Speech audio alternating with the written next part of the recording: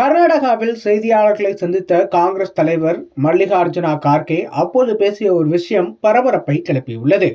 அங்கிருந்த நிருபர் ஒருவர் இந்தியில் கேள்வி கேட்க முயன்ற போது இதனால் கடுகடுத்த கார்கே தமிழகத்திற்கு சென்று இதே போல இந்தியில் கேள்வி கேட்க முடியுமா என்று கேள்வி எழுப்பினார். இந்த வீடியோ இப்போது இணையத்தில் வேகமாக பரவி வருகிறது. கர்நாடகாவில் உள்ள மூடா எனப்படும் அதாவது மைசூர் நகர்ப்புற மேம்பாட்டு வாரியம் முதலமைச்சர் சித்தராமையாவின் மனைவிக்கு 14 வீட்டு மனைகளை ஒதுக்கீடு செய்ததாக கூறப்படுகிறது. இந்த வீட்டு மனை ஒதுக்கீடு தான் அங்கு இப்போது மிகப்பெரிய பிரச்சனையாக பேசப்பட்டு வருகிறது. ஆனால் கர்நாடக முதலமைச்சர் சித்தராமையா இதற்கு வேறு விளக்கம் கொடுத்துள்ளார். அதாவது தனது மனைவி பார்வதி பெயரிலான 3.14 ஏக்கர் நிலத்தை மூடா நிறுவனம்தான் ஆக்கிரமித்திருந்தது என்றும் இதற்கு இழப்பீடாகவே 14 வீட்டு மனைகள் ஒதுக்கப்பட்டன என்றும் கூறியுள்ளார்.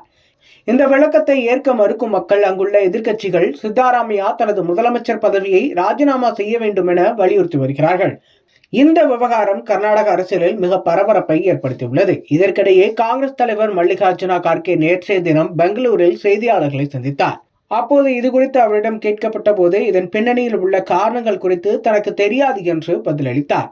அப்போது அங்கிருந்த செய்தியாளர் ஒருவர் கார்கேவிடம் இந்தியில் கேள்வி கேட்க முயன்றார். இதை கேட்டதும் அதிருப்தி அடைந்த கார்கே கர்நாடகாவில் இருக்கும்போது இந்தியில் ஏன் கேள்வி கேட்கிறீர்கள் என்று கடுகடுத்தார். மேலும் கர்நாடகாவிற்கு வரும்போது சிறிதாவது கன்னடம் கற்றுக்கொள்ள வேண்டும் என்று அவர் சொன்னார்.